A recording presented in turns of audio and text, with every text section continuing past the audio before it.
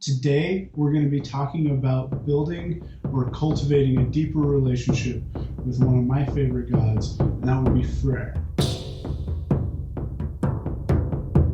Hey there, you beautiful heathen. How are you doing today? Welcome to Iwa's Initiations. I'm your host, Matt Sargent. Thanks for tuning in.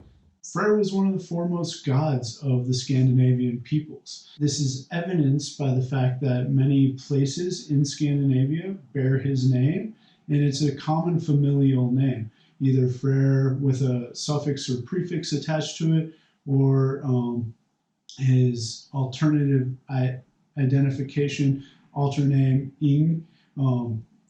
Very common name. In fact, good friends of mine, their daughter is named Inga, and that comes from Freyr, actually Freyr. But they are twins. And although Freyr was technically a Vanir god, he was adopted by the Aesir during the hostage exchange at the end of the Aesir-Vanir War. Since there aren't many stories about Freyr in the Poetic Eddas or the sagas, but his name is found all throughout Scandinavia, it has led scholars to believe that he was a god of the peasant or the working class, and they couldn't afford to pay bards or skalds to write tales about him and document how really important he was. But it's known that he was important. Freyr was lord of the field and the forest, so it was very common to make offerings to him during planting time and at the harvest. Freyfaxi is one of the foremost Norse pagan holidays, or lots, and that's where you offer thanks to Freyr for a bountiful harvest. One of the most common ways to honor Freyr, and most commonly touted ways, is to sacrifice some pork to him. And that's great because that means that you get to eat some pork too. And most people I know, I dig some swine. How about you? Do you like swine? That said, it's been my experience, and this is very much UPG territory, that offering him swine that you raised yourself is a more meaningful gesture than going down to the grocery store and buying some pork butt and making some pulled pork and offering some to him and having a little feast yourself. So if you're interested in growing swine, leave a comment down below, because when I was farming in Kentucky, growing pastured pork was kind of my bread and butter, and I grew some amazing pork. I think I have some pictures that might be showing right now. If not, you're going to have to take my word for it. But if you're interested in growing pork, whether it's just for your family, for your kin and kith, or you want to make a couple extra bucks and maybe sell some, leave a note down below, because in the spring, when it's more suitable weather for raising pigs, I'm happy to make some videos, because we're probably going to be having some swine on the homestead, and I'd love to share with you how you can raise the best possible pork you can. But raising your own pork, offering some of that to Freyr, is a great way to honor him and build a connection, because if you're asking from a god, you have to give to a god. In my experience, another great way to honor Freyr is to embrace the knowledge that he has shared with us, and to plant a garden, plant an eco garden and or a food forest. And in the last episode I published, we covered some of Freyr's wisdom and how a forest thrives without human intervention, whereas the field, the garden, tends to require a lot of work. Today we're going to talk a little bit more about how to actually use that knowledge, but by growing your own food, you're going to be embracing the gifts, one of the many gifts that Freyr has given us. And that in and of itself is going to create a deeper connection with him.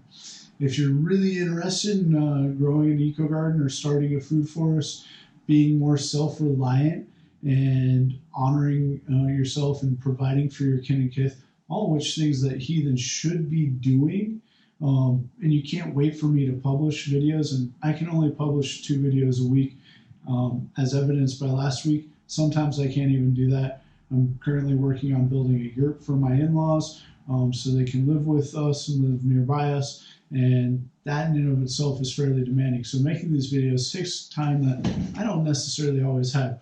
So if you can't wait and you want to learn more about the eco garden or a food forest, I highly recommend 2 books. And these are 2 books that I swear by. I probably read at least once a year, if not twice a year.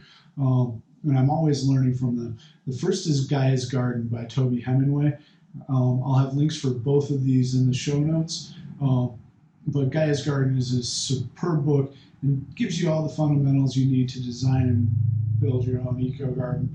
And The Resilient Farm and Homestead is also a phenomenal book. I'd be showing you both copies right now, but I've loaned them to 2 different friends, and I'm actually probably needing to track them down and get them because they're valued books, and they're as honored in my library as the Poetic Edda. So, highly recommend you read them, and even if you read them, continue coming back because I'm going to offer even more in-depth personal experience based off of what you can learn in those books. Moving forward from last episode, where I discovered the basics of succession, which is some of the knowledge Freyr has showed with us and lessons we can learn from the forest. And Freyr being the Lord of the Forest, obviously he has a significant impact in how the forest operates, right? And we talked about the basics of succession and how succession, going from an immature ecosystem to a mature ecosystem, is what creates a lot of the labor in the traditional garden or field. And by embracing succession and having crops that are based off of what we would find in a mature forest, we can ease the burden of having a garden. So in the eco garden, you're going to see all sorts of trees and shrubs, perennial plants. And most of these trees and shrubs are going to be fruit or nut bearing, maybe medicinal bearing, maybe nitrogen fixers, maybe all of the, well, you can't have all of the above because there's no such thing as a tree that provides fruit and nuts, or is there? Because I just thought of one. If you know of a tree that provides fruits and nuts, leave a note in the comment, and I'm going to give you a high five. You just got it, but you know, that's how the internet works, right? But if you knew the answer, that high five is for you. But how can we increase succession? So we go from bare land to a forest or a food forest that's highly productive. Well, we can speed up succession by creating better habitat for the soil microorganisms. That means ground cover, that means mulch. You can import that, you can import compost. I personally don't have the budget for it, and I live at the end of a pretty rough 4-mile dirt road. My truck doesn't want to haul all that stuff up and down the dirt road. I don't have a suitable trailer, so I'm growing it. And you can use cover crops. If you're interested in using cover crops, check out this video, Honoring Hell, and it's a great way to manage cover crops. And if you're starting from bare ground and maybe you don't want to really plant trees until the following year, or you're going to plant them now, but you want to improve the soil quality, you can use what I highlight in this video, Honoring Hell, around your trees, and you're going to greatly improve the soil microbiology, get more organic matter above and below the soil. One of the important things to remember with cover crops is a lot of people focus on the biomass that grows above the soil. It's just as important to focus on the biomass that grows below it. You want roots in all levels of the rhizosphere, and that way when the cover crop dies, you've got those roots rotting in the soil. And when they're actively growing, they're feeding soil microbes, they're excreting all sorts of sugars and carbon, all sorts of good stuff, making healthier soil. But then when you terminate them, which I highlight in the video, those roots die and you have organic matter in the soil, and you're furthering or speeding up the process of succession. Another way of speeding up succession is if you have an immature ecosystem that you want to bring to a mature ecosystem, you plant what you would find in a mature ecosystem there, and you kind of have to baby it. And using cover crops around it, mulching definitely helps. When I plant trees or shrubs, I always use a mycorrhizal fungi that you can get off of Amazon. I'll have a link to that in the show notes as well. If you add some of that mycorrhizal fungi, something that would come in and of its own, you know, if you build it, it will come. It'll come, which is why I don't necessarily put some of this with every tree, maybe every other tree, because once it's there, it'll spread, and as long as it's got organic matter, it'll benefit the trees, and it's a great way to really speed up succession. Another way to speed up succession is for every tree that you want to keep, say you want an apple tree that's going to last forever in your eco garden, plant a nitrogen, a legume, a nitrogen fixing tree or shrub right next to it.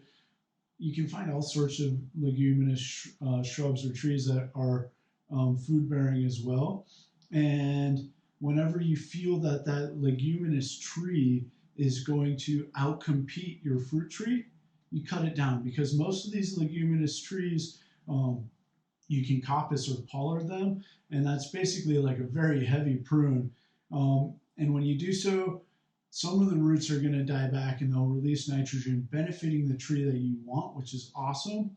But these trees are really hard to kill and they're going to resprout. So you're getting 2 trees for the price of 1. Actually, you're probably going to have to buy 2 trees.